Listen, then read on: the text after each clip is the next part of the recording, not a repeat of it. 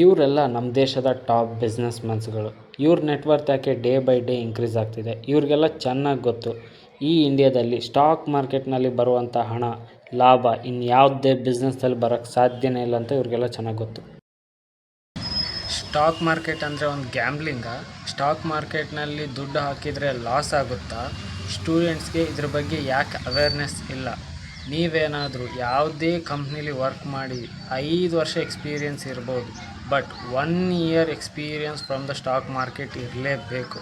ಯಾಕಂದರೆ ಯಾವುದೇ ಕಂಪ್ನೀಲಿ ಹಗಲು ರಾತ್ರಿ ದುಡಿತೀರ, ಬಟ್ ಯಾವ ಪ್ಲೇಸ್ನಲ್ಲಿ ಇನ್ವೆಸ್ಟ್ ಮಾಡಬೇಕು, ಯಾವ ಪ್ಲೇಸ್ನಲ್ಲಿ ಸೇವ್ ಮಾಡಬೇಕು ಅಂತಲೇ ನಿಮಗೆ ಗೊತ್ತಿರಲ್ಲ.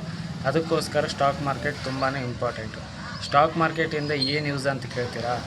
ಇದು ಒಂದು ವೆಲ್ತ್ ಕ್ರಿಯೇಷನ್ ಮಾಡೋಕ್ಕೆ ಇದೊಂದು ಪವರ್ಫುಲ್ ಟೂಲ್ ಆಗಿದೆ. ಸೊ ವೆಲ್ತ್ ಕ್ರಿಯೇಷನ್ ಮಾಡಲಿಕ್ಕೆ ಮತ್ತು ನಮ್ಮ ಹಣ ಜಾಸ್ತಿ ಮಾಡಲಿಕ್ಕೆ ಇದೊಂದು ಟೂಲ್.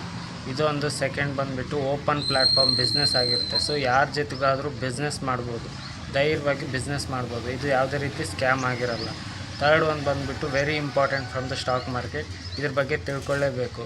ಆ ವಿಡಿಯೋದಲ್ಲಿ ಲಾಸ್ಟ್ನಲ್ಲಿ ಹೇಳ್ತೀನಿ. ಸ್ಟಾಕ್ ಮಾರ್ಕೆಟ್ನಲ್ಲಿ ನಾವು ಇನ್ವೆಸ್ಟೇ ಮಾಡಲ್ಲ, ನಾವು ಯಾಕೆ ತಿಳ್ಕೊಬೇಕು, ಇದರಿಂದ ನಮಗೇನು ಯೂಸ್ ಇಲ್ಲ ಅಂತ ಅಂದ್ಕೊಳ್ಳೋರಿಗೆ ಇದು ವಿಡಿಯೋ. ಸ್ಟಾಕ್ ಮಾರ್ಕೆಟ್ನಲ್ಲಿ ನಾವು ದುಡ್ಡೇ ಇನ್ವೆಸ್ಟ್ ಮಾಡಲ್ಲ, ನಮಗೇನು ಲಾಸ್ ಇಲ್ಲ ಅಂತ ಅಂದ್ಕೋಬೇಡಿ. ಸ್ಟಾಕ್ ಮಾರ್ಕೆಟ್ನಲ್ಲಿ ನೀವು ದುಡ್ಡು ಇನ್ವೆಸ್ಟ್ ಮಾಡಿಲ್ಲ ಅಂದ್ರೇ ನಿಮಗೆ ಲಾಸ್ ಜಾಸ್ತಿ. ಅದು ಹೇಗೆ ಅಂತ ಈ ವಿಡಿಯೋದಲ್ಲಿ ಹೇಳ್ತೀನಿ. ಏಕೆಂದರೆ ಕೆಲವ್ರು ಹೇಳ್ತಾರೆ ಕೇಳಿರಾ, rich will become richer, poor will become poorer. ಅದು ಯಾಕೆ ಆಗುತ್ತೆ ಅಂತ ಈ ವಿಡಿಯೋದಲ್ಲಿ ಹೇಳ್ತೀನಿ.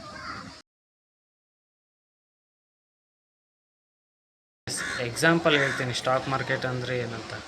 1 2 3 4 5. ಸೊ ಇವೆಲ್ಲ ಬಂದುಬಿಟ್ಟು ಎಕ್ಸಾಂಪಲ್ಸ್ ಆಗಿರುತ್ತೆ. ಸ್ಟಾಕ್ ಮಾರ್ಕೆಟ್ ಅಂದರೆ ಏನಂತ ಎಕ್ಸ್ಪ್ಲೇನ್ ಮಾಡ್ತೀನಿ.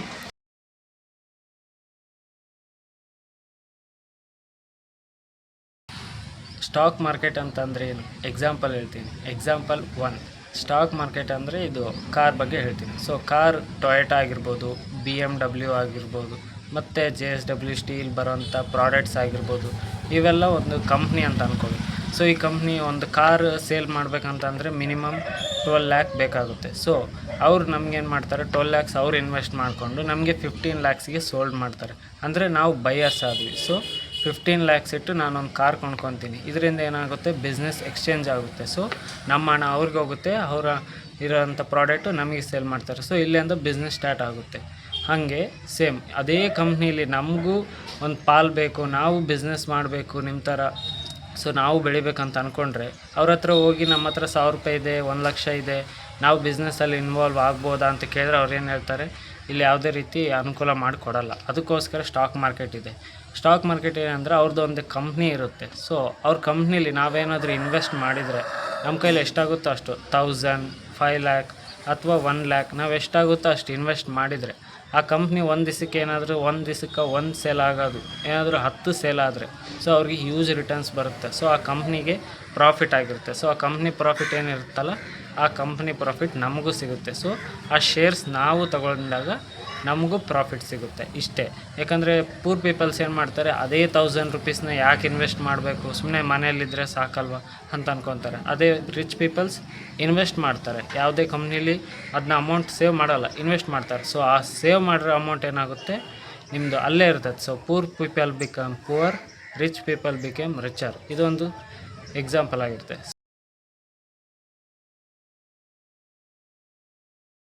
ಸೊ ನೆಕ್ಸ್ಟ್ ಬಂದುಬಿಟ್ಟು ಸೆಕೆಂಡ್, ಇದು ಬಂದುಬಿಟ್ಟು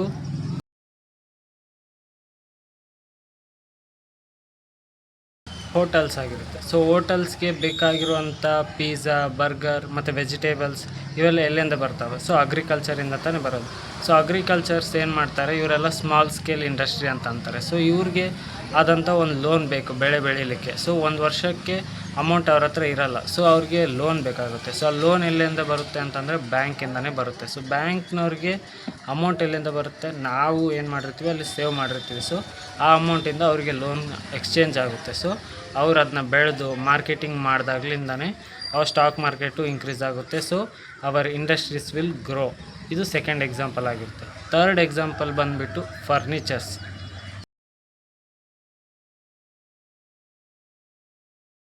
ಸೊ ಫರ್ನಿಚರ್ಸ್ ಏನೇನಾಗಿರ್ಬೋದು, ಬೆಡ್ಶೀಟ್ ಆಗಿರ್ಬೋದು, ವುಡ್ ಆಗಿರ್ಬೋದು, ಸ್ಮಾಲ್ ಸ್ಕೇಲ್ ಯಾವುದಾದ್ರೂ ಫ್ಯಾನ್ ಆಗಿರ್ಬೋದು, ಫ್ರಿಡ್ಜ್ ಆಗಿರ್ಬೋದು, ವಾಷಿಂಗ್ ಮಿಷಿನ್ಸ್ ಆಗಿರ್ಬೋದು, ಇವೆಲ್ಲ ಫರ್ನಿಚರ್ಸು. ಸೊ ಈ ಫರ್ನಿಚರ್ಸು ಅವ್ರಿಗೆ ಅಂಗಡಿಯವ್ರಿಗೆ ಗೊತ್ತು, ಯಾಕಂದರೆ ಎಲ್ಲ ಮನೆಯಲ್ಲಿ ಫರ್ನಿಚರ್ಸ್ ಎಷ್ಟು ಇಂಪಾರ್ಟೆಂಟ್ ಅಂತ ಅವ್ರಿಗೆ ಗೊತ್ತೇ ಗೊತ್ತು. ಅದಕ್ಕೋಸ್ಕರ ಫರ್ನಿಚರ್ಸ್ನ ಅವರು ಬೈ ಆ್ಯಂಡ್ ಸೇಲ್ ಮಾಡ್ತಾರೆ. ಸೊ ಬೈ ಆ್ಯಂಡ್ ಸೇಲ್ ಮಾಡಬೇಕಾದ್ರೆ ಅವ್ರ ಪ್ರೈಸ್ ಇನ್ಕ್ರೀಸ್ ಮಾಡ್ತಾರೆ ವರ್ಷಕ್ಕೆ ವರ್ಷ. ಯಾಕೆ ಹೇಳಿ, ಹೆಂಗಿದ್ರು ಜನ ಸೇಲ್ ಮಾಡ್ಕೊತಾರೆ, ತಗೊಳ್ತಾರೆ ಅಂತ ಅಂದ್ಬಿಟ್ಟು ಪ್ರೈಸ್ ಇನ್ಕ್ರೀಸ್ ಮಾಡ್ತಾರೆ. ಸೊ ಆ ಪ್ರಾಫಿಟ್ಟು ಅವ್ರಿಗೆ ಸ್ಟಾರ್ಟ್ ಮಾಡಬೇಕಾದ್ರೆ ಬಿಸ್ನೆಸ್ ಎಲ್ಲಿಂದ ಬಂದಿರುತ್ತೆ ಅಮೌಂಟು, ಅದೇ ಸ್ಟಾಕ್ ಮಾರ್ಕೆಟ್, ಅದೇ ಬ್ಯಾಂಕು, ಅದೇ ಗೌರ್ಮೆಂಟಿಂದನೇ ಬಂದಿರುತ್ತೆ. ಸೊ ಇನ್ವೆಸ್ಟ್ ಮಾಡೋದು ತಿಳ್ಕೊಂಡಿರ್ತಾರೆ. ನೆಕ್ಸ್ಟ್ ಎಕ್ಸಾಂಪಲ್ ಬಂದುಬಿಟ್ಟು ಬ್ಯಾಂಕ್.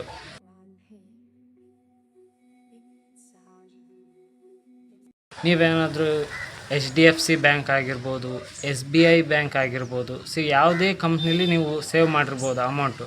ಬಟ್ ನೀವು ಸೇವ್ ಮಾಡಿರೋಂಥ ಅಮೌಂಟ್ಗೆ ಬಡ್ಡಿ ಎಲ್ಲಿಂದ ಬರುತ್ತೆ, ಅದೇ ಅಮೌಂಟ್ನ ಅವ್ರೇನು ಮಾಡ್ತಾರೆ, ಲಾರ್ಜ್ ಸ್ಕೇಲ್ ಇಂಡಸ್ಟ್ರಿಗೆ ಕೊಡ್ತಾರೆ.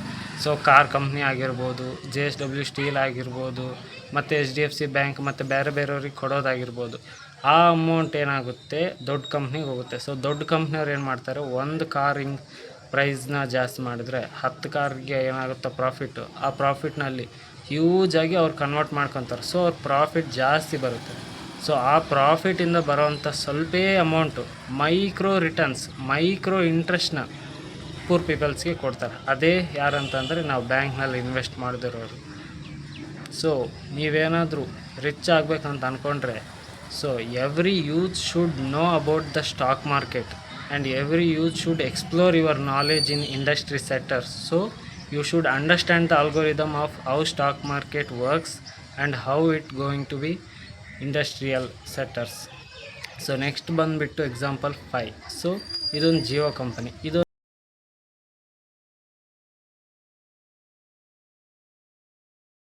ಒಂದು ಅಂಬಾನಿ ಕಂಪನಿ ಅಂದರೆ ರಿಲಯನ್ಸ್ದು. ಇದು ನಾವೇನಾದರೂ ಒಂದು ವರ್ಷ ರಿಚಾರ್ಜ್ ಮಾಡಲಿಕ್ಕೆ ಎಷ್ಟು ಅಮೌಂಟ್ ಖರ್ಚು ಮಾಡ್ತೀವಿ, ನಿಯರ್ಲಿ 2000 ಖರ್ಚು ಮಾಡ್ತೀವಿ. ಸೊ 3 ತಿಂಗಳಿಗೆ 900 ರೂಪಾಯಿ. ಸೊ ಇದೇ 1000 ರೂಪೀಸ್ನ ನಾವೇನಾದರೂ ಬ್ಯಾಂಕ್ನಲ್ಲಿ ಸೇವ್ ಮಾಡಿದರೆ, SBI ಆಗಿರ್ಬೋದು, HDFC ಆಗಿರ್ಬೋದು, ಸೊ ಬ್ಯಾಂಕ್ನಲ್ಲಿ ಸೇವ್ ಮಾಡಿದರೆ ಒಂದು ವರ್ಷಕ್ಕೆ ಎಷ್ಟು ಕೊಡ್ತಾರೆ, 4%. ಅಂದರೆ ಎಲ್ಲ ಕಲಿತು 100 ರೂಪಾಯಿನೂ ಕೊಡೋಲ್ಲ. ಅದೇ ರಿಲಯನ್ಸ್ ಕಂಪನಿ ಸ್ಟಾಕ್ ಮಾರ್ಕೆಟ್ನಲ್ಲಿ 21% ರಿಟರ್ನ್ ಕೊಟ್ಟಿದೆ. ಅಂದರೆ 1000 ರೂಪೀಸ್ ಇನ್ವೆಸ್ಟ್ ಮಾಡಿದರೆ 210 ರೂಪೀಸ್ ಬರ್ತಿತ್ತು. ಸೊ ನಾವೇನು ಮಾಡಿದ್ವಿ, ಇನ್ವೆಸ್ಟ್ ಮಾಡಿಲ್ಲ ಅಂತಂದರೆ ಆ ಅಮೌಂಟ್ ಏನು ಬರುತ್ತೆ, 100 ರೂಪಾಯಿನೂ ನಮಗೆ ಸಿಗೋಲ್ಲ. ಸೊ ಇದು ಬಂದ್ಬಿಟ್ಟು ಕಂಪ್ನಿ ಯಾವ ಥರ ವರ್ಕ್ ಆಗುತ್ತೆ, ಸ್ಟಾಕ್ ಮಾರ್ಕೆಟ್ ಯಾವ ಥರ ವರ್ಕ್ ಆಗುತ್ತೆ ಅಂತ ಒಂದು ಸಣ್ಣದು ಎಕ್ಸಾಂಪಲ್ ಹೇಳಿದ್ದೀನಿ. ಫ್ರೀ ಸಜೆಷನ್ಸ್ ಏನು ಎಲ್ಲರೂ ಕೊಡ್ತಾರೆ, ಬಟ್ ಇವಾಗ ನಾವು ಜಾಬ್